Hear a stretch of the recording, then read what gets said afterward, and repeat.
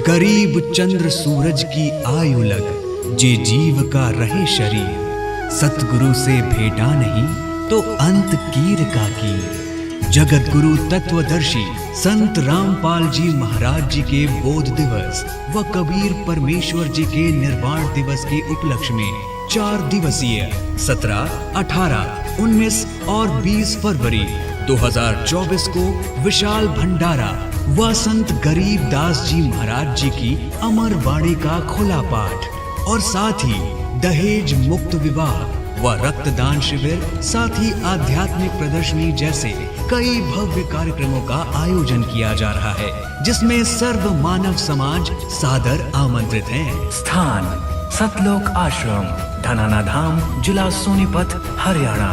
इस पूरे कार्यक्रम का सीधा प्रसारण साधना टीवी पर 20 फरवरी 2024 को सुबह 9:15 बजे से किया जाएगा।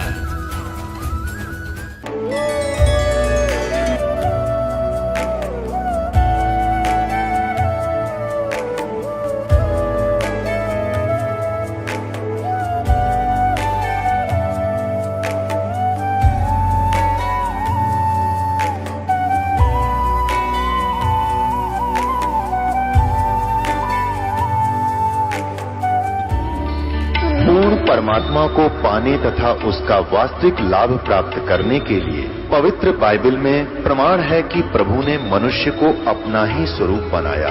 6 दिन में सृष्टि रचकर 7वें दिन विश्राम किया। कुरान शरीफ में प्रमाण है कि हजरत मोहम्मद को खुदा स्वयं कह रहे हैं कि मैंने तुम्हें उस परमात्मा की महिमा बताने के लिए भेजा है। वो परमात्मा कबीर है जिसने 6 दिन में सृष्टि रची तथा 7वें दिन तख्त पर जा विराजा। उसकी खबर किसी बाखबर से पूछकर तो देखो। कृपया अवश्य सुनिए जगत गुरु तत्वदर्शी संत रामपाल जी महाराज के अमृत वचन। अपनात्माओं फिर वहीं आते हम कि जैसे परमात्मा ने कहा धर्मदास जी से कि धर्मदास इसने मेरे से वचन लिया हुआ है कि सतयुग त्रेता द्वापर में जीव थोड़े ले जाना है और कलयुग में जब पिछली पीढ़ी आवेगी उस समय मैं आऊंगा। प्रथम चरण तो होगा कलयुग का जब मैं मगर से सह शरीर जाऊंगा। उसके बाद फिर पिछली पीढ़ी शुरू होगी 1920वीं सदी के उत्तरार्ध में। 20वीं सदी कौन सी है? ये 1900 से स्टार्ट 1901 से स्टार्ट होगी 20वीं सदी। और उत्तरार्ध कौन सा है? 1950 के बाद उत्तरार्ध शुरू हो जाता है। 1951 में दास का जन्म हुआ और उसके बाद ये बिजली पीढ़ी शुरू होगी। अब ये यहाँ से शुरू है बिजली पीढ़ी। 1947 में भारत आज़ाद हुआ। उससे पहले भारत में शिक्षा नाम नहीं था। 1947 के बाद जब दास 7-8 वर्ष का हुआ तो शिक्षा का सूर्य उदय हो रहा था। हमारे सतर की हमारी बहनें थी, उनको पढ़ाया नहीं जाता था। हमारी छोटी बहन थी जो सबसे लास्ट, उसको शिक्षा की फिर अलाउड हुआ धीरे धीरे, नहीं तो हम इतने शिक्षा के गुण से अपरिचित थे। तो फिर देखते ही देखते अब बाढ़ आ गई शिक्षा की, परमात्मा ने लानी थी। अब ये चैनल नहीं थे पहले, आप देख रहे हो सन 2000 तक कोई भी ये न्यूज़ चैनल एक्स्ट्रा नहीं थे और ना ही कोई ये आध्यात्मिक चैनल थे। ये परमात्मा ने दया बख्शी और स्वयं अपनी बुद्धि देकर अपने सतर से जीव से यूँ काम करवाया है ताकि मेरे बच्चे घर बैठे सत्संग सुना करेंगे। मोबाइल बनवा दिए हैं। पहले तो एक टेप था, बिजली चली जाते रहे, जब बैठा रहो 1 घंटे में आओ, इतना और काम हो जा, वो असली समय बर्बाद हो जा जब समय था फुर्सत का। तो ऐसी दया बख्शी परमात्मा ने, जेब में डालो, कान में लगाओ और सुनते रहो और काम भी करते रहो, मंत्र जाप करते रहो। और ये शिक्षा ये परमाणु बम बनाने खातिर ना दी थी, ये नॉलेज इसलिए दिया था। ये तो अपने साथ खरीद ली इन्होंने परमाणु बम बना के, और क्या की खातिर? एक पृथ्वी के टुकड़े पर कट मर गई दुनिया, महाभारत हो गया, लाखों मर गए, या पृथ्वी यहीं रहेगी। यही एकड़ जमीन, ये किले जमीन आपको दिखाई देते हैं। अरबों खरबों व्यक्ति रजिस्ट्री करा लट्ठम लट्ठा होकर मर गए, यही नौके नो यहीं रह गए, वो चले गए कि तो कुत्ते गधे की योनी में। तो काहे के लिए मरे खप्पे यहाँ पर। तो अब प्रसंग आ गया कि जैसे सतयुग त्रेता द्वापर में ये वो प्राणी जन्म लेंगे जो ईब भक्ति से पार नहीं हो पाएंगे और कमाई इनकी खूब हो जाएगी किसी कारण से, और कुछ भी कारण बने उनका दुर्भाग्य होगा, वो पार नहीं हो पाएंगे।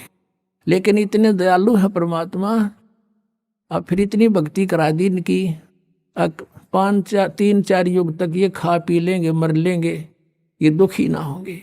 अरे दुखी होंगे ये कलयुग में आके, इन फेर संभालूंगा, पार ना हो तो फिर अब अनमटी फेर है। अब देखो सतयुग में हम वैसे जिस सुख को सुख कहते हैं वो सुख नहीं है, लेकिन हम उसी को सुख मान रहे हैं। परमात्मा कहते हैं झूठे सुख को सुख कहे ये मान रहा मनमोद, ये सकल जबीना काल का, कुछ मुख में कुछ गोद। अब सतयुग में जन्म होगा उन पुण्यात्माओं का जो अब भक्ति से मैच्योर कर दी जाएंगी और पार हों को ना। तो पहले ऊपर धक्के खाएंगे, कोई असंख्य युग में उसको पृथ्वी पर पटकेगा, कोई हजारों युगों में ऊपर घुमाता रहेगा, इसको कति चूस के सारे पुण्य बर्बाद करवा के फिर पृथ्वी पर पटक देगा। और पृथ्वी पर फिर इसके पिछले पद होंगे तो सतयुग में जन्म देना पड़ेगा इसको। उस समय सतयुग में कैसा माहौल होगा कि जैसे कलयुग के अंत में परमात्मा ने अपनी वाणी में सूक्ष्म वेद में लिखा है कि 20 वर्ष की आयु रह जाएगी पुरुष की, मनुष्य की, और 5 वर्ष की लड़की विवाह, यानी 5 वर्ष की लड़की के बालक होने लग जाएंगे, बच्चे उत्पन्न करेगी, और 1.5-2 फुट की रह जाएगी मनुष्य की हाइट लास्ट में, एंड ऑफ द कलयुग। और सभी प्राणी बिल खोद कर आ करेंगे, मैल मूल नहीं बढ़ाओगे, भूकंप, झटके, तूफान इतनी जबरदस्त आ करेंगे को 2-3 फुट का भी स्ट्रक्चर बनाकर नहीं रह सकता, इतनी पीड़ा होगी इनको। और सब मांसाहारी हो जाएंगे, कृतघ्नी हो जाएंगे। तो फिर क्या होगा कि उस समय ये एक जो राजा हरिश्चंद्र हैं, ये सतयुग में जिन्होंने इतना तप साधना की थी और बड़े सत पर रुके रहे, वो स्वर्ग में हैं। उनको फिर 10वां अवतार बना के भेजेगा युकाल, उसके कर्म बिगड़वाण ने। उसकी बहुत लंबी तलवार होगी और उसका कद सबसे तगड़ा होगा, 7-8 फुट का होगा। और फिर सबको वो काटेगा जैसे परशुराम नक्षत्री काटे थे, क्योंकि वो तो ये मानने को नहीं, यहाँ का इलाज लास्ट में यही है इसके पास, सबको कत्लेआम करेगा, खत्म कर देगा। उस समय थोड़ी बहुत भी आस्था जिसकी मालिक में होगी उसने छोड़ देगा, जरा सी भी कोई थोड़ा सा भी डरने वाला होगा। फिर क्या होगा कि इतनी जबरदस्त वर्षा होगी पूरी पृथ्वी पर, जल ही जल हो जाएगा, और वो प्राणी ऊंचे स्थानों पर जाकर रहने लग जाएंगे, पहाड़ों पर। और जैसे परमात्मा लिखा है कि 3 हाथ अंश खींच लेत कलयुग धरती का, और उगय कोई ना बीज हाल कह दो पृथ्वी का। लास्ट के कलयुग के अंत में 3.5 हाथ का अर्थ है 3.5 फुट तक नीचे तक उपजाऊ अंश खत्म हो जाएगा पृथ्वी का। अब आप देख रहे हो खाद पर खाद ठोकने लग रहे, फिर इसमें होगा क्या, कुछ दिनों में समाप्त हो जाएगा ये। लेकिन अब फिर मालिक कुछ दया बख्शेगा आपके ऊपर। अब यूँ हजारों वर्षों तक सतयुग जैसा माहौल होगा और समय पर वर्षा होया करेगी और थोड़े में गुजारा होगा। अब हम पृथ्वी ने न्यू पाड़न लग रहे हैं, कोठी बनावांगे, बंगले बनावांगे, न्यू करांगे, कार खरीदांगे, 1 किलो 20 खाद डाल दें, फिर हम खाने जोगे पैदा करेंगे दाने, घड़ी बकवाद नहीं भावेगी, या फिर स्थिति ठीक होगी, बाग बगीचे लगेंगे, सुंदर माहौल बनेगा। देख लेना यहाँ पर फिर ऐसा ही बनेगा।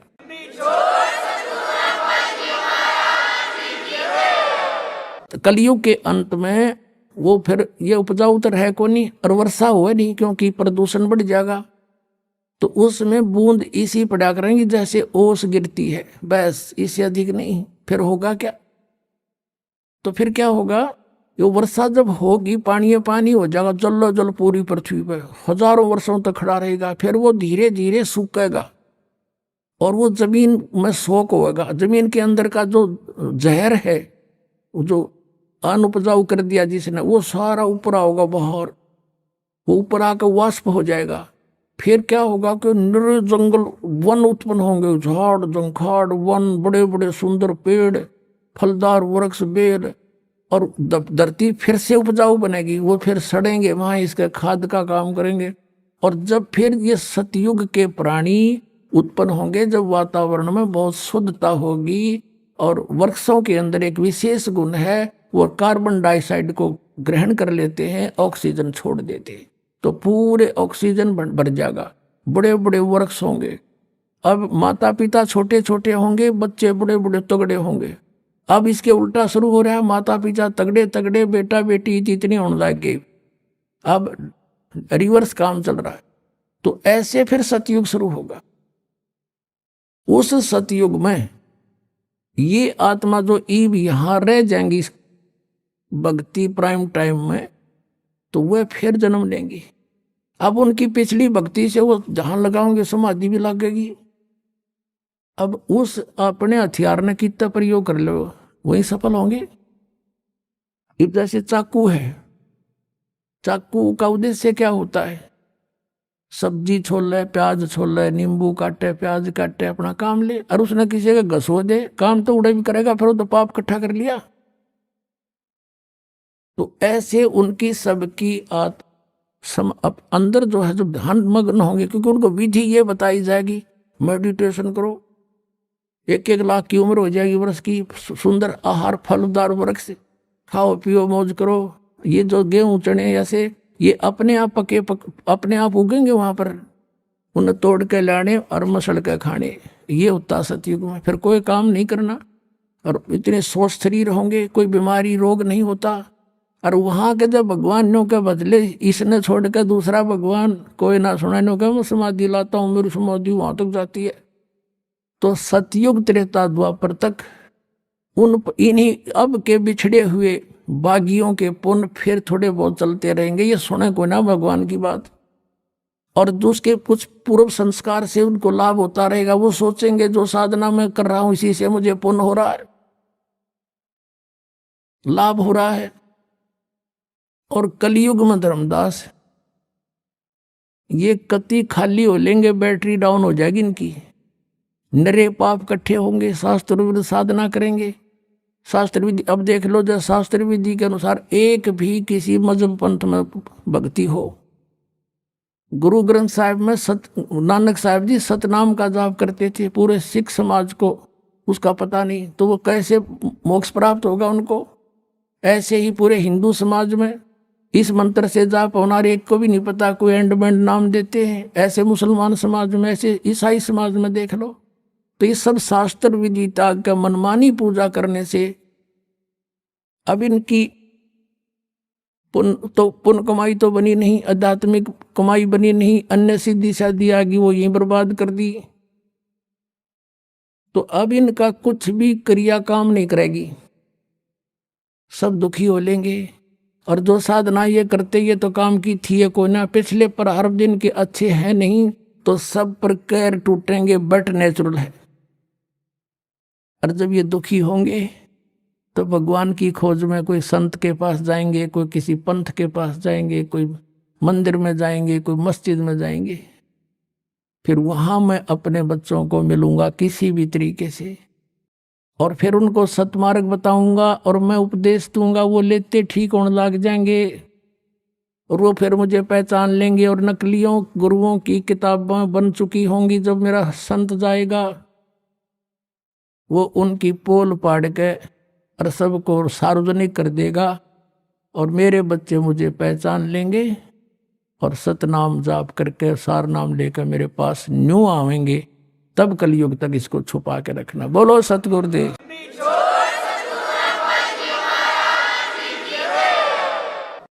इसलिए परमात्मा ने सतयुग त्रेता द्वापर में जानबूझकर फ्री छोड़ दिया था, खा लेने दे धक्के न। और अब देखना पुण्यात्माओं, नो जहाज के जहाज भर के जाएंगे सतलोक में। बोलो सतगुरुदेव।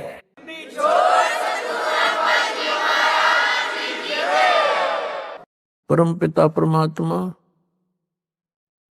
पूर्ण ब्रह्म सर्व सृष्टि रचनहार कबीर परमेश्वर जी, ये हम सभी आत्माओं के पिता हैं। और हम यहाँ काल के लोक में रह रहे हैं। पुण्यात्माओं, अभी तक तो हमें कोई ये ज्ञान देने वाला नहीं मिला था कि यहाँ के स्वर्ग इस बेस्ट से ऊपर भी कोई और स्थान है। हमने स्वर्ग को अंतिम उपलब्धि मान रखी थी। अब परमात्मा ने आके बताया कि ये जो लोक है ये काल का है, और उस परमात्मा बिना हमें ये ज्ञान कोई नहीं दे सकता, क्योंकि वो हमारे हमदर्द हैं, वो हमारे पिता हैं, और पिता को अपनी संतान दुखी देखी नहीं जाती। पिता को अपनी दुखी संतान की चिंता होती है। और हमारे को इतना मतिहीन बना दिया इस काल भगवान ने। हमारा सारा जीवन आपस में राग द्वेष, खींचातानी, लड़ाई झगड़े और विकार करने पे और पेट के निर्वाह के लिए इस तक ही सीमित कर दिया। पुण्यात्माओं, ये जो सत्संग चल रहा है ये एक बहुत महत्वपूर्ण दिवस के उपलक्ष्य में ये सत्संग चल रहा है। वो महत्वपूर्ण दिवस कौन सा है कि जिस दिन परमात्मा सतलोक से चलकर इस धरातल पर आए थे, शरीर आए थे,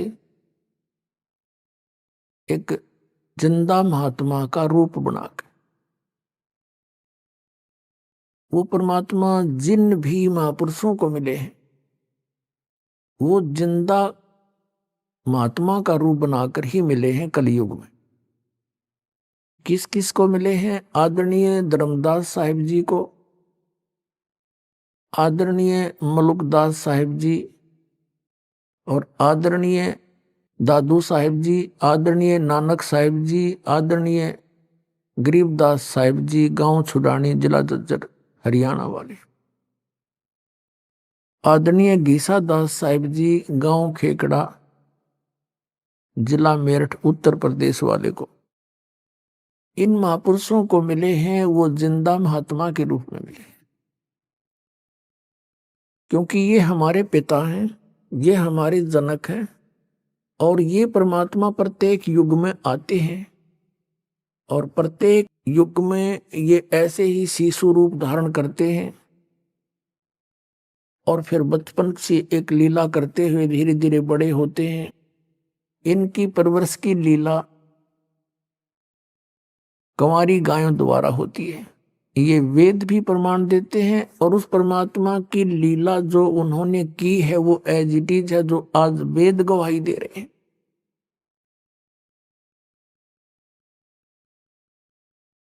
जैसे कि ये समागम चल रहा है फाल्गुन उतरते की द्वादशी को, परमेश्वर कबीर देव जी असंख्य ब्रह्मांड के स्वामी सतलोक से चलकर आए, और गांव छुड़ानी, जिला झज्जर के खेतों में, जंगल में, जहां आदरणीय गरीबदास साहिब जी 10 वर्षीय बालक गौवें चरा रहे थे, गवाले रूप में, अपनी ही गौओं के गवाले थे, और भी 5, 7, 10 अन्य गवाले भी उनके कुछ नौकर थे, और कुछ दूसरे गांव के लोग भी साथ थे। कुछ बड़े थे, कुछ छोटे थे। गरीबदास जी सबसे छोटे थे।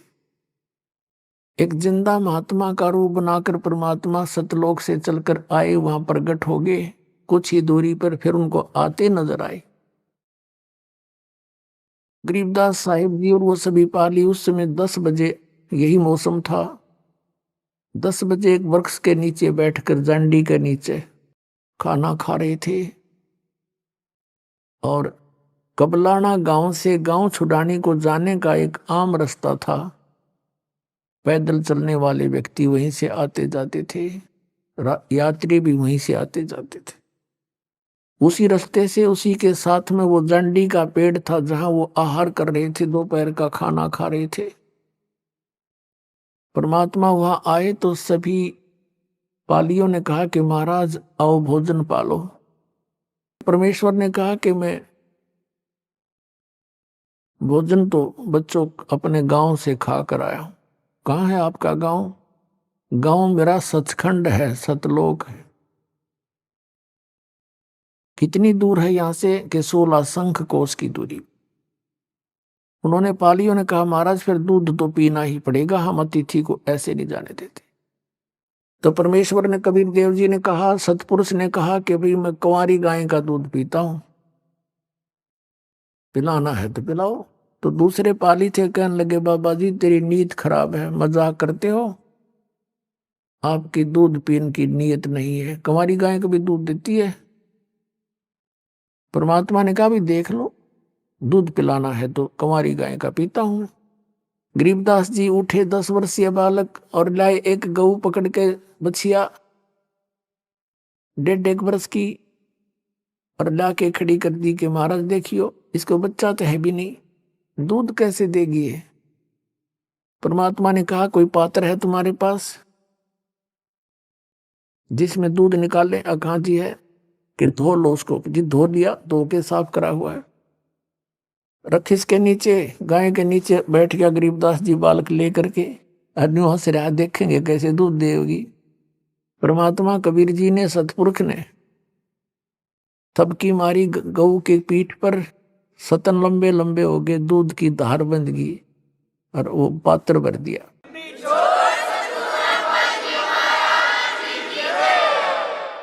आधा परमेश्वर कबीर जी ने पिया, शेष छोड़ दिया, ले पा लियो तुम पी लो भाई, ये अमृत है, यहाँ का नहीं है, सतलोक से आया मेरे गांव से। अब वो क्या जाने इस बात को, वो तो उनको एक यात्री समझ रहे थे, संत समझ रहे थे, राह चलता महात्मा। गरीबदास जी ने कहा लो महाराज जी मैं पीऊंगा आपका। और दूसरे ये कहने लगे कि तुम ना जाने किस जाति का है, और जंतर मंत्र से दूध निकाल दिया, पाप का दूध हम तो नहीं पीवे।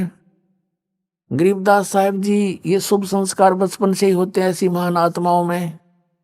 कहा जी आपका जूठा दूध हमें कब कब मिले, मैं पीऊंगा। गरीबदास जी ने पिया। कहते हैं ना सकल पदार्थ है जगमाई, कर्म ही नर पावनाई। अब गरीबदास साहिब जी को परमात्मा ने ज्ञान दिया, सचखंड दिखाया, सतलोक दिखाया, फिर उधर से उनको मृत जान लिया। गांव वाले उठा कर ले गए, चिता पे रख दिया और अंतिम संस्कार की तैयारी कर दी। इस दौरान 8-10 घंटे लग गए। उधर परमात्मा ने अपनी प्यारी आत्मा गरीबदास जी को सारे सचखंड के बारे में, सब लोगों के बारे में, ब्रह्मा विष्णु महेश की स्थिति से परिचित करा के वापस छोड़ दिया कि बेटा जा, तेरे शरीर का नाश करने वाले हैं। गरीबदास जी ने बहुत कहा भगवान मुझे ना भेजो, वो गंदा लोग है। तो परमेश्वर ने कहा भक्ति करो, और मैंने जो ज्ञान दिया इसको बोलो, सुनाओ जग में। और बेटा तुम्हारे भाई बहन है वो फंसे हुए हैं, उनको समझाओ, उनके लिए तुम एक गवाह बनेगा आने वाले समय में, जाइए। उसी समय परमात्मा की आज्ञा पाते ही 1 सेकंड में शरीर के अंदर था। एकदम खड़े हो गए भगवान, खड़े होकर उठकर चल पड़े, खुशी की लहर दौड़ गई, लड़का जीवित हो गया, बच्चा जीवित हो गया। उस समय से ये और कुछ नहीं बोलते थे, जो परमात्मा ने कबीर देव जी ने उनके अंदर ये अमृतवाणी फीड कर दी थी वही निकाल रहे थे बार बार, वो उसी वाणी में ही बोलते थे, दूसरी बात ही नहीं करते थे किसी से। ऐसे सोचा गांव वालों ने कोई बात नहीं, लड़का जीवित तो हो गया पर हो गया मेंटल। बहुत सा इलाज करवाया, झाड़ फूक वालों को दिखाया, वैद्यों से दवाई ली, ऑल इन वैन, सब निष्फल रहा। और पागल कहने लगे उस परमपिता के परमहंस को, बावड़िया, पागल, बावड़ा। एक दिन एक दादू पंथी गोपाल दास नाम के एक संत आगे, जो श्री दादू जी के पंथ से संबंधित थे, और वो वैश्य कुल से थे, बनिया जाति से। कुछ पढ़े लिखे थे और वो साधु रूप मतलब वैराग ले रखा था। बाल बच्चे उनके बड़े हो चुके थे, घर त्याग रखा था। आदरणीय दादू साहिब जी को भी परमात्मा मिले थे और जिंदा बाबा के रूप में, बाबा जिंदा के रूप में मिले थे। अब वो गोपाल दास गांव छुडानी में आ गया और किसी भक्त के यहाँ रुक गया। उस भक्त ने चर्चा कर दी, जी हमारे ऐसे एक लड़की का लड़का है और वो यहीं रहते हैं, घर जमाई रहता है वो उस लड़के का पिता। और ऐसे ऐसे एक महात्मा आया था, एक कंवारी गाय का दूध निकाला, बच्चे ने पी लिया, मेंटल हो गया, उस दिन मर गया था वो तो, मालिक की दया हुई जीवित हो गया।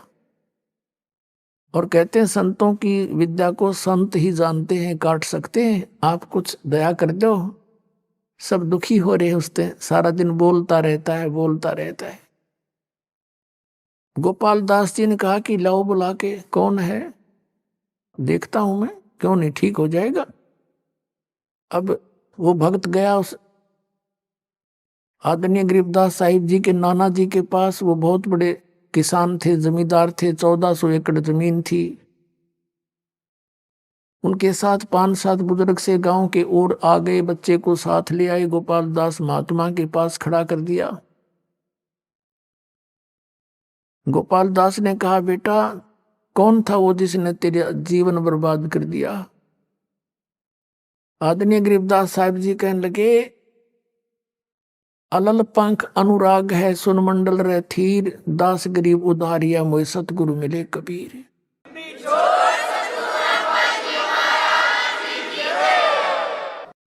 और आप कहते हो मेरा जीवन बर्बाद कर दिया, मुझे तो आबाद कर दिया। हम सुल्तानी नानक तारे दादू को उपदेश दिया, जात जुलाहा भेद न पाया वो काशी माए कबीर हुआ। ये वाणी बोली मालिक ने, उस मालिक के बच्चे ने गोपाल दास के सामने पहली वाणी। हम सुल्तानी नानक तारे दादू को उपदेश दिया, जात जुलाहा भेद न पाया वो काशी माए कबीर हुआ। फिर परमात्मा ने बहुत 10 मिनट तक वो वाणी बोली, सचखंड सतलोक की आंखों देखी। गोपाल दास दादू पंथी था, संत मत से परिचित था थोड़ा थोड़ा सा, उसके हृदय में लग गई ये बात और कहने लगा, गांव वालों पागल ये नहीं, पागल तुम हो। और ये तो अमृत बरसा रहे हैं, इन्होंने तो परमात्मा मिले हैं। गोपाल दास ने कहा, भगवान ये वाणी लिखवा दो, जीवों का उद्धार हो जाएगा कलयुग में। गरीबदास जी उठकर चल पड़े। 60 साल का महात्मा वो गोपाल दास पीछे पीछे, और कहे, महाराज दया कर दो, ये वाणी लिखवा दो। गरीबदास जी बालक थे, भाग लिए। अब तीसरे दिन गोपाल दास 3 दिन तक ऐसे प्रार्थना करते रहे, जब भी मिले तभी। घर भी चले गए उनके। गोपाल दास घर जा तो वो खेतों भाग जा। तीसरे दिन जब मिले, कहा, गोपाल दास यदि सारी लिखे तो लिखवाऊं, कदे बीच में छोड़ कर भाग जा। अगर सारी लिखूंगा महाराज, मैं तो घर से फ्री हो चुका हूं, कोई काम नहीं मुझे। उन्हीं गरीबदास साहिब जी के ही एक बेरी का बाग था, उसमें एक जांडी का पेड़ था बहुत बड़ा, उसके नीचे बैठ जाते दोनों, गरीबदास जी बोलते और गोपाल दास लिखा करते थे। इसमें पुण्यात्माओं एक शब्द कहा है कि हम सुल्तानी नानक तारे। सुल्तान कौन थे? अब्राहिम सुल्तान अधम, बलख बुखारे के बादशाह।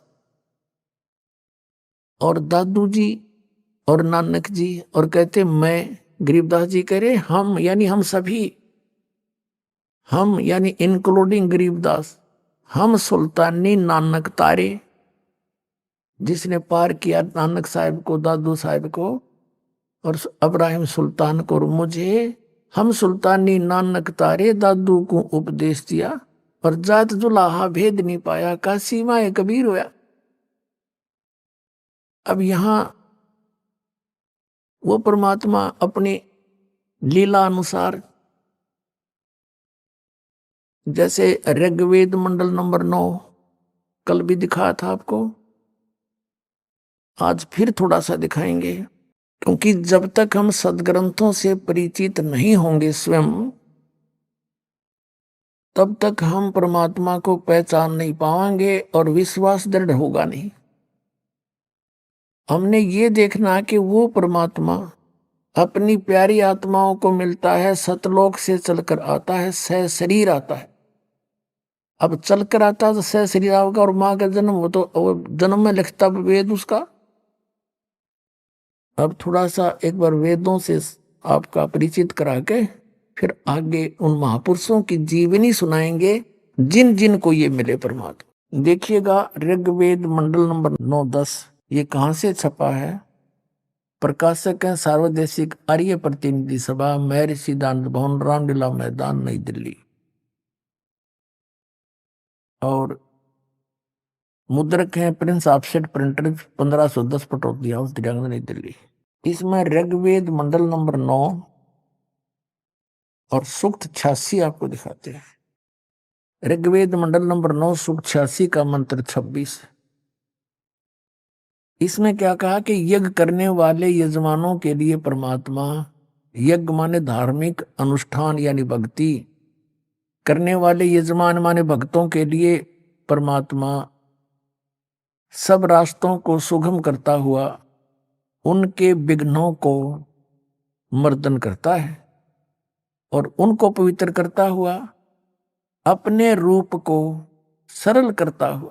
अब परमात्मा का सतलोक में जो रूप है, मनुष्य सदृश हैं, करोड़ सूर्य करोड़ चंद्रमा मिला दे, एक रोमकूप की शोभा इतनी है। और उसी रूप में यदि यहाँ आ जाए तो हम कुछ नहीं देख सकते, आंखें बंद हो जाए सबकी। इसलिए अपने रूप को वो सरल करके हल्के तेज पुंज का बना के वह कांतिमान परमात्मा, यहाँ इन्होंने ये कबीर शब्द है, कबीर, हम इसको कबीर बोल रहे हैं, कबीर अपनी देसी भाषा में। हम वेदों को वेद बोलते हैं, ऐसे कबीर इन्होंने इसका अपनी व्याकरण अनुसार ऐसे संधि छेद करके ऐसे लिख लिया, इसका अर्थ कर दिया सर्वज्ञ। अब अगर इसका अर्थ ये कवि लिख दें तो भी हम मान जाते, लेकिन यहाँ परमात्मा का प्रकरण है तो कवि बीच में आ नहीं सकता, काव्यकार। इसका अर्थ है कबीर देव। इसके लिए कंसेप्ट फिर क्लियर करना पड़ेगा। ये पुस्तक है यजुर्वेद,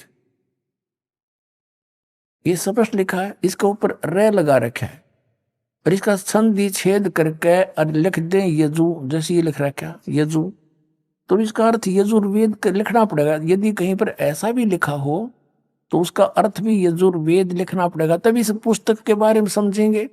अब इसी का प्रकरण यहाँ पर है एक। अब यजुर्वेद दिखाएंगे आपको बीच में, फिर ऋग्वेद पर आएंगे। प्रकाशक है सार्वदेशिक आर्य प्रतिनिधि सभा, 2/5, महर्षि दानंद भवन, रामलीला मैदान, नई दिल्ली से। ये इसके अनुवादक है महर्षि दानंद सरस्वती। मुद्रक Prince offset printer, 1510 Pataudi house, दिरांगन, नई दिल्ली से। इसके 36वें अध्याय में एक यजुर्वेद के ऊपर श्लोक है, मंत्र है। ये है यजुर्वेद और ये 36वां 33वां अध्याय 36वां अध्याय है। इसके प्रथम मंत्र में यहाँ लिखा है ऋचम वाचम प्रपदे मनो यजु प्रपदे। ये यजुर्वेद के विषय में है। इस मंत्र का यदि अनुवाद करता अर्थ कर दे यजु का और यजुर्वेद ना लिखे तो अनर्थ हो गया वो। यहां देखना, यहां महर्षि दानंद ने बिल्कुल सही लिखा है, यजु है ये शब्द, यजुर्वेद लिख दिया। इसको पूरा तभी बनेगा जब इसको समझने के लिए लिखना पड़ेगा कि ये यजुर्वेद की महिमा है। बस अगर इसका अर्थ कर देता, इस ना लिखकर और कुछ लिख देता, सतुतियां और कुछ लिख देता इसमें, तो कैसे समझते कि यजुर्वेद के बारे में जानकारी है। हम फिर आते हैं ऋग्वेद पर। ये ऋग्वेद है 9-10 मंडल और यहां से देखें। प्रकाशक है सार्वदेशिक आर्य प्रतिनिधि सभा, महर्षि दानंद भवन, रामलीला मैदान, नई दिल्ली। ये वही है जो अभी आपको पहले दिखाया था। अब यहां देखिएगा, अब फिर आगे ऋग्वेद मंडल नंबर 9 सूक्त 86 मंत्र 26 पे। अब इससे पहले हम यहाँ से चलें तो अच्छा रहे, क्योंकि प्रकरण जो चला था कि वो परमात्मा कंवारी गायों का दूध पीता है। वो चाहे जब भी आता है जिस रूप में, यहाँ पर लिखा है ये ऋग्वेद मंडल नंबर 9 और सूक्त नंबर 1, इसका मंत्र नंबर 9 थोड़ा सा हिंट देंगे।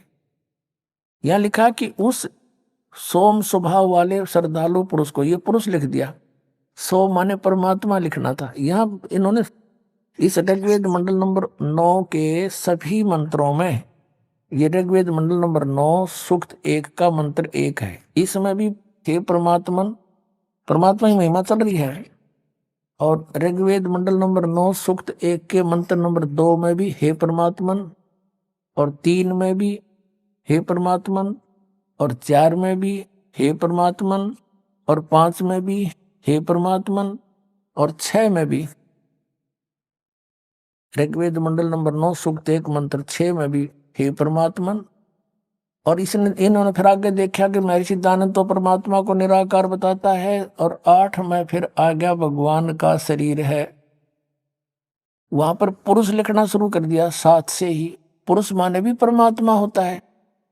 ये यजुर्वेद अध्याय नंबर 40 के मंत्र 17 में दयानंद जी ने खुद पुरुष माने पूर्ण परमात्मा कहा है।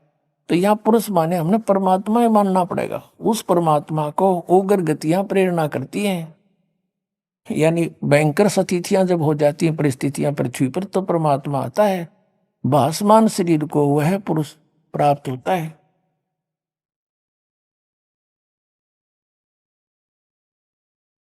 जिसमें 3 प्रकार से दूसरों को वारण करने वाला मधु में शरीर मिलता है, वो परमात्मा। अब हम इस 9 में पा गए, इससे सिद्ध हो गया कि परमात्मा सह शरीर है।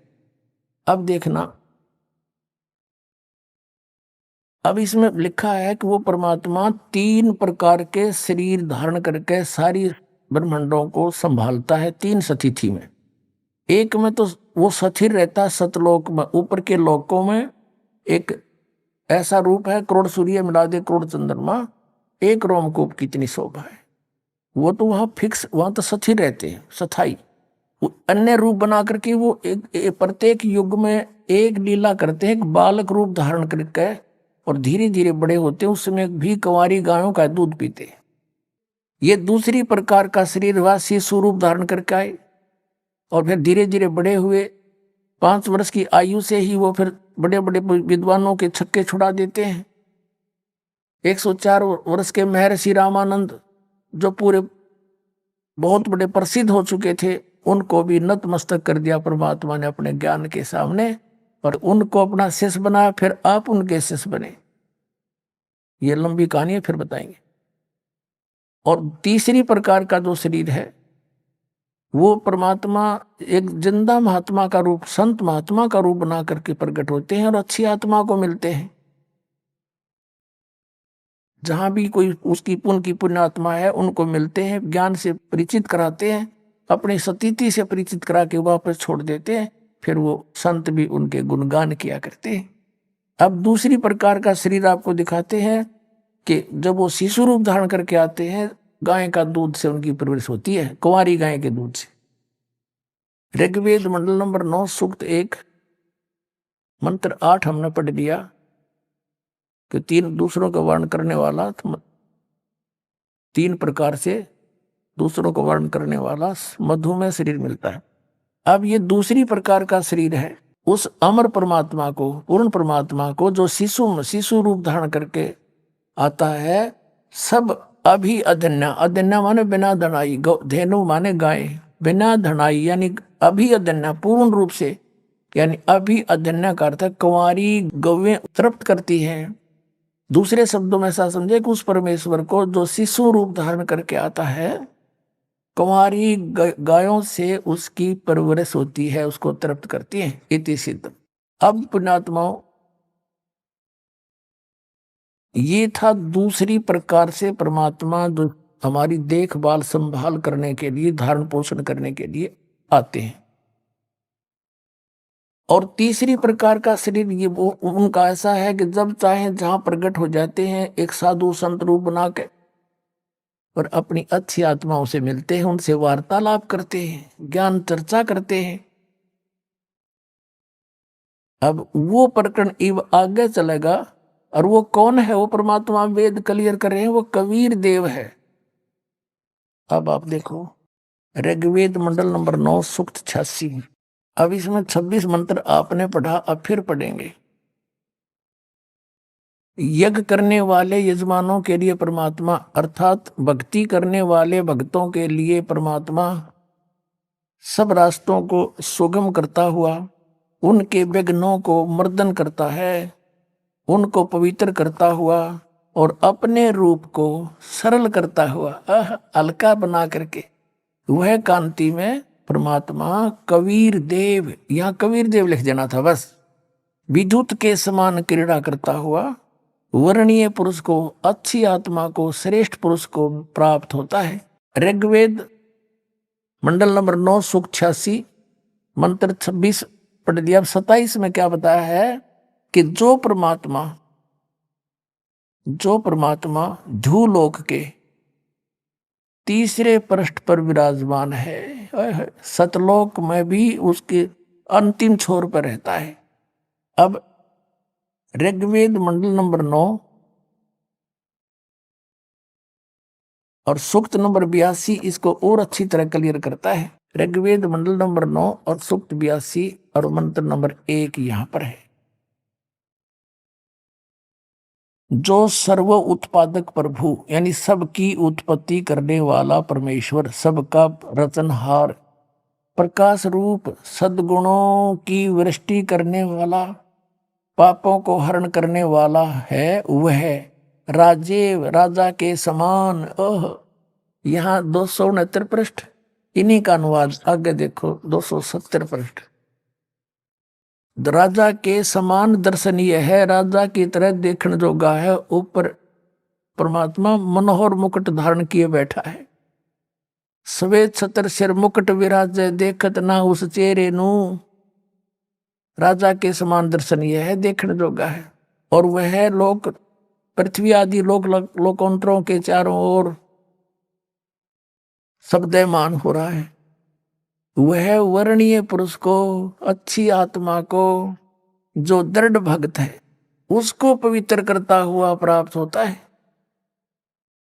जिस प्रकार विद्युत सने वाले स्थानों को आधार बनाकर प्राप्त होता है, जैसे बिजली, आकाशीय बिजली काशी की धातु पर गिरती है, उसका अट्रैक्शन होता है, ऐसे ही वो परमात्मा उस दृढ़ भक्त को मिलता है जिनका उसके प्रति विशेष लगाव होता है।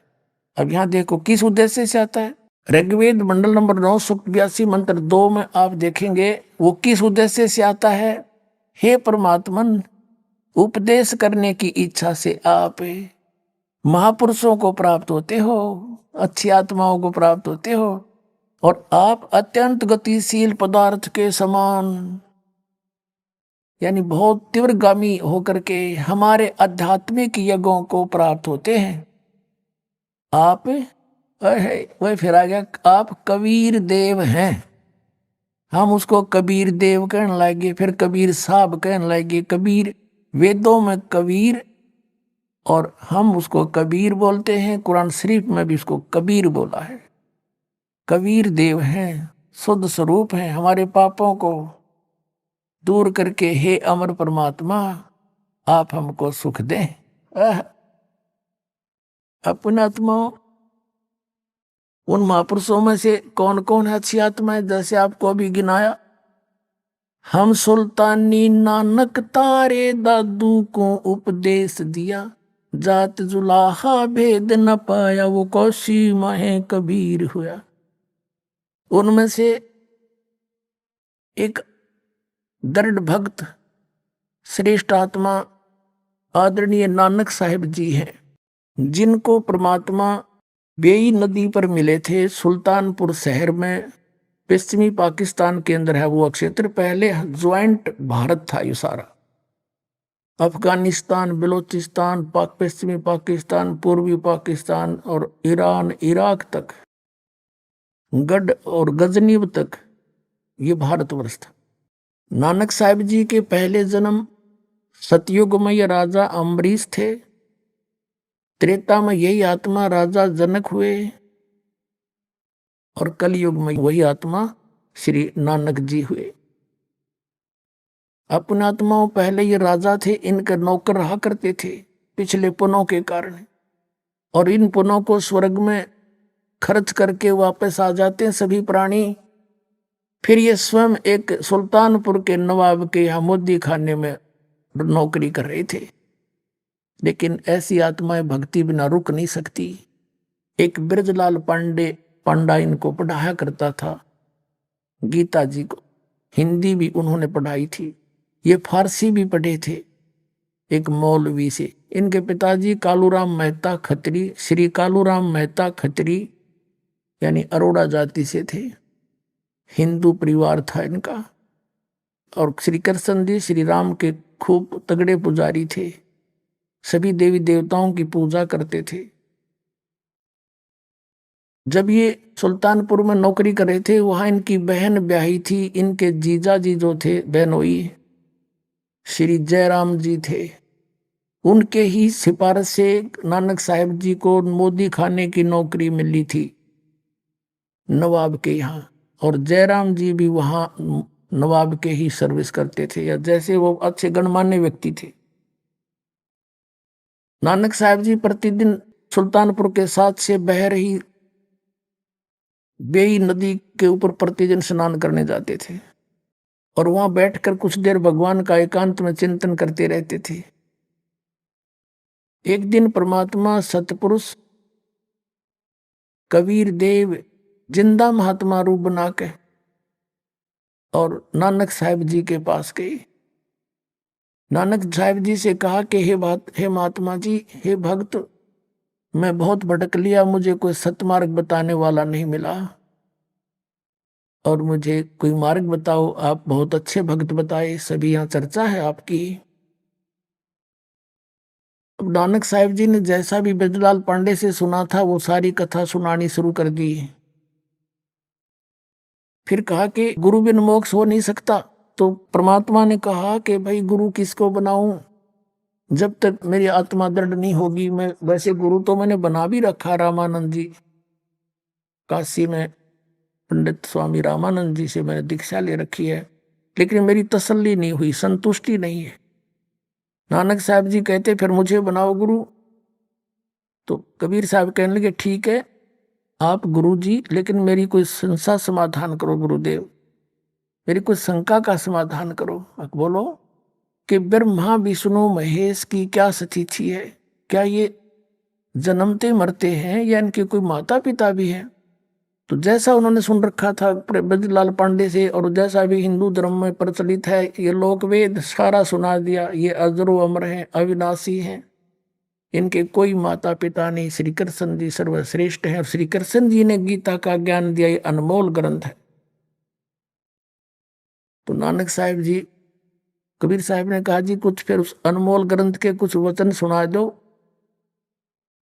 फिर वो नानक साहब जी ने कुछ जो श्लोक याद थे वो सुनाए। फिर कबीर साहब ने उसके ऊपर कहा कि आप श्री कृष्ण जी कहते हो, श्री कृष्ण जी ने गीता बोली। हाँ श्री कृष्ण जी ने। तो आप श्री कृष्ण जी को अजरो अमर बताते हो, उनकी जन्म मृत्यु नहीं होती? कि हाँ बिल्कुल सही है, नानक जी बोले। अब जिंदा फकीर बोला, कबीर परमेश्वर जिंदा रूप में विराजमान थे कि आपके गीता ज्ञानदाता चौथे अध्याय के 5वें और 9वें श्लोक में, दूसरे अध्याय के 12वें श्लोक में और 10वें अध्याय के दूसरे श्लोक में कहता है मेरे जन्म और मृत्यु होता है। अर्जुन तू नहीं जानता, मैं जानता, मैं जानता हूं। और फिर कहता है 18वें अध्याय के 62वें श्लोक में कि तू सर्वभाव से उस परमेश्वर की शरण में जा, उसकी कृपा से तू परम शांति को, सनातन परम धाम को प्राप्त होगा। तो वो कौन है जो गीता ज्ञानदाता से भी अलग है? आइए अब हम उन श्रद्धालुओं के अनुभव जानते हैं जो जगत गुरु तत्वदर्शी संत रामपाल जी महाराज जी से दीक्षा प्राप्त कर चुके हैं तथा उनके द्वारा बताए गए भक्ति मार्ग पर चल रहे हैं। नमस्कार जी। नमस्कार सर। क्या नाम है जी आपका? रीना सैनी। रीना सैनी जी, आप कहाँ से हैं? गांव भंडारी, तहसील मतलोडा, डिस्ट्रिक्ट पानीपत, हरियाणा से सर। संत रामपाल जी महाराज से नाम दीक्षा आपने कब ली? संत रामपाल जी महाराज जी से मैंने नाम दीक्षा 25 मई 2016 को ली। रीना जी, अपने भक्ति सफ़र के बारे में बताइए, आपने क्या क्या भक्ति साधनाएं की हैं? सर, संत रामपाल जी महाराज जी से नाम दीक्षा लेने से पहले मैं, जैसे हमारे परिवार में जो पूजा होती थी देवी देवताओं की भी, ब्रह्मा विष्णु महेश की, दुर्गा माता की, और जो व्रत वगैरह करते हैं सोमवार शुक्रवार बृहस्पतिवार के भी व्रत किए थे मैंने। और मैं हर बृहस्पतिवार को शैयद पे भी जाती थी, जो हमारी पारंपरिक पूजा थी। और मैं हर रविवार को अपने देवताओं, जो हमारे पितर कहते हैं, उन पे भी जाती थी और उनको नहला के भी आती थी, जोत भी जलाती थी। और ये सब पूजा करने के बावजूद भी मुझे कुछ लाभ नहीं हो रहा था सर। मेरी एक इच्छा थी कि अनमैरिड टाइम में मेरे जो रियल पापा थे वो ड्रिंक बहुत ज़्यादा करते थे सर। तो मैं हरे भगवान से यही विश मांगती थी कि परमात्मा इनको सद्बुद्धि दो, इनकी दारू छूट जाए। लेकिन फिर भी पापा की दारू नहीं छूटी। ये सब देखते हुए मैं भगत जी नास्तिकता की ओर चली गई और मैंने सभी पूजा पाठ छोड़ दी। तो फिर संत रामपाल जी महाराज जी के बारे में आपको कैसे पता लगा?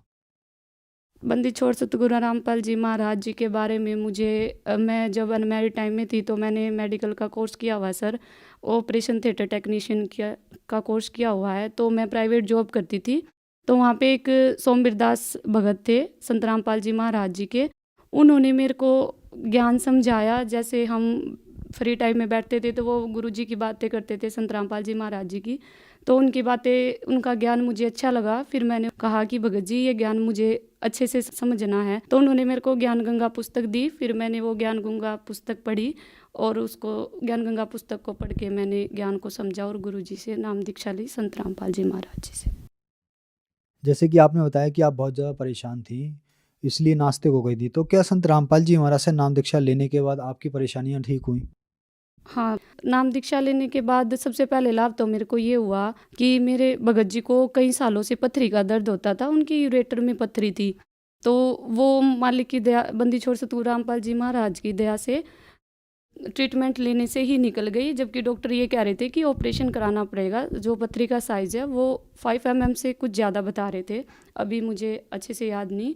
और दूसरा लाभ ये हुआ, भगत जी जो मेरे हस्बैंड है उनको कई साल से छाती में पेन होता था। वो जब पेन होता था उनका सांस टूटते थे। मुझे ऐसा लगता था शायद अभी कुछ गलत ना हो जाए।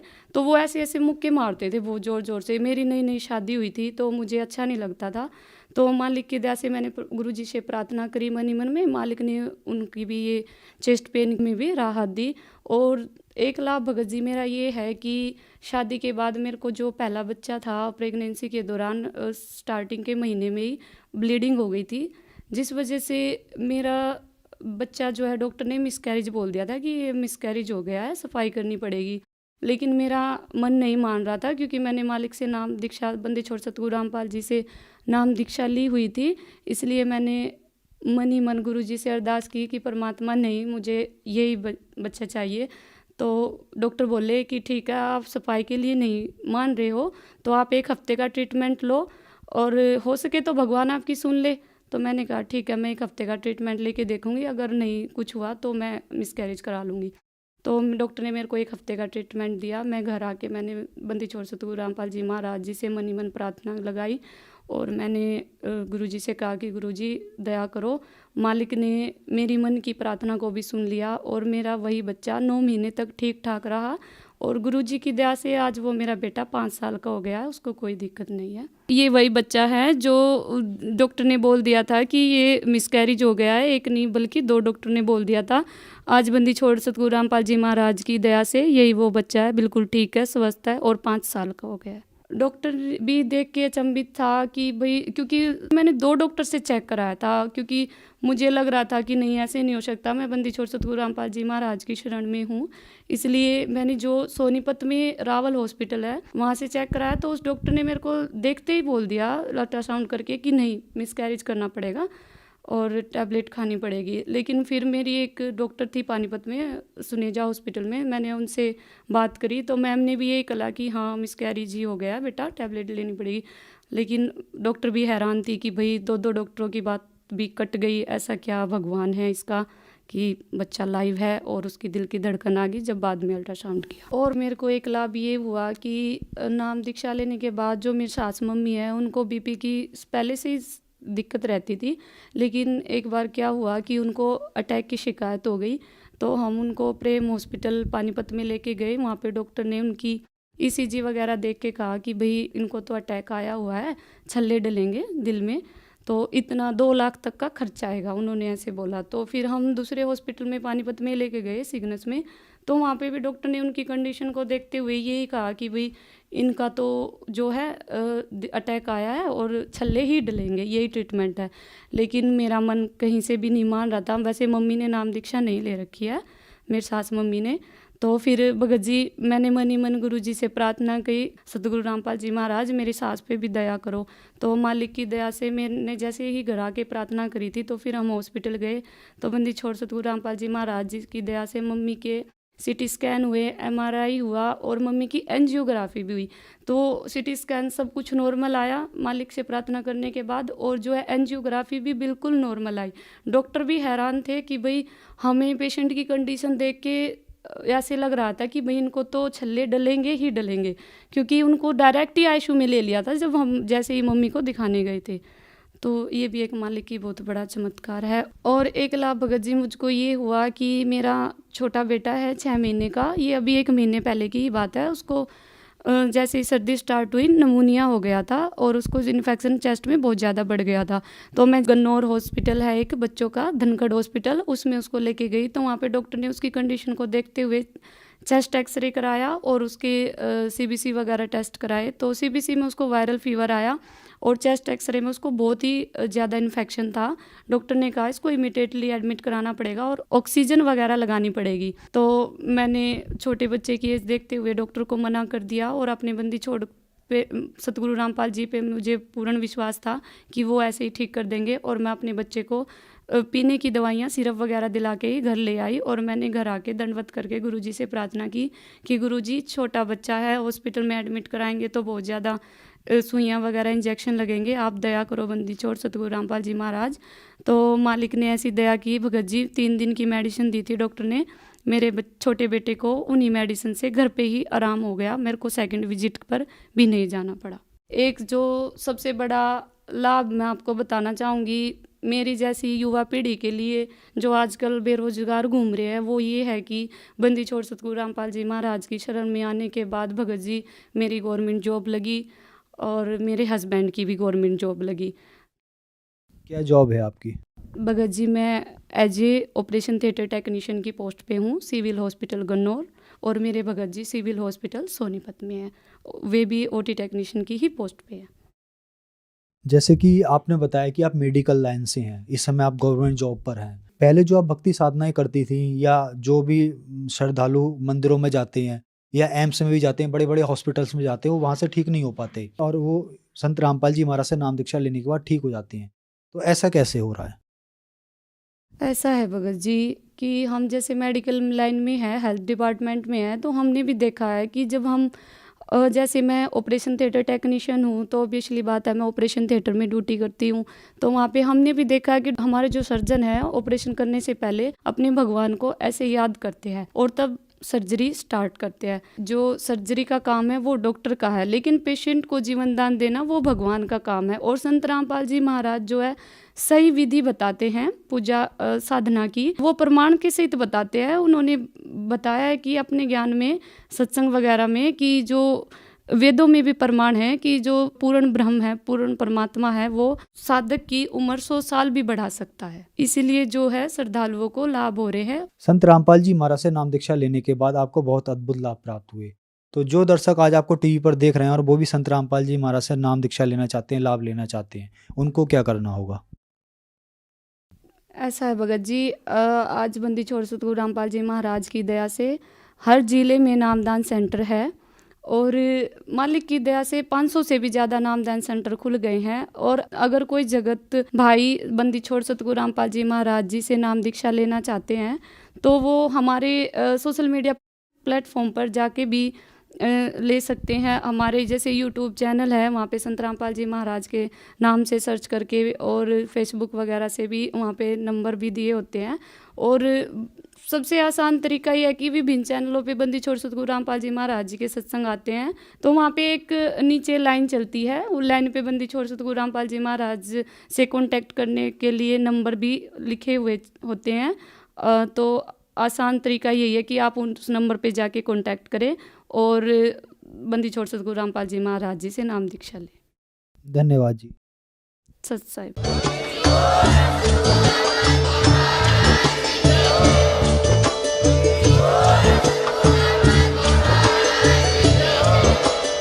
आप सुन रहे थे जगत गुरु तत्वदर्शी संत रामपाल जी महाराज जी के मंगल प्रवचन। अधिक जानकारी के लिए विजिट कीजिए हमारी वेबसाइट www.jagatgururampalji.org। संत रामपाल जी महाराज जी के शुभ आशीर्वाद से पूरे विश्व भर में 500 से भी ज्यादा नाम दीक्षा केंद्र हैं, जिन पर संत रामपाल जी महाराज जी द्वारा ऑनलाइन निशुल्क नाम दीक्षा दी जा रही है। अपने नजदीकी नाम दीक्षा केंद्र का पता करने के लिए संपर्क करें 8222880541।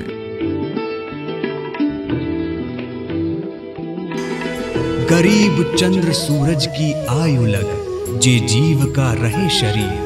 सतगुरु से भेटा नहीं तो अंत कीर का कीर। जगत गुरु तत्वदर्शी संत रामपाल जी महाराज जी के बोध दिवस व कबीर परमेश्वर जी के निर्वाण दिवस के उपलक्ष्य में 4 दिवसीय 17, 18, 19 और 20 फरवरी 2024 को विशाल भंडारा व संत गरीब दास जी महाराज जी की अमर वाणी का खुला पाठ और साथ ही दहेज मुक्त विवाह व रक्तदान शिविर, साथ ही आध्यात्मिक प्रदर्शनी जैसे कई भव्य कार्यक्रमों का आयोजन किया जा रहा है, जिसमें सर्व मानव समाज सादर आमंत्रित हैं। स्थान सतलोक आश्रम, धनाना धाम, जिला सोनीपत, हरियाणा। इस पूरे कार्यक्रम का सीधा प्रसारण साधना टीवी पर 20 फरवरी 2024 को सुबह 9:15 बजे से किया जाएगा।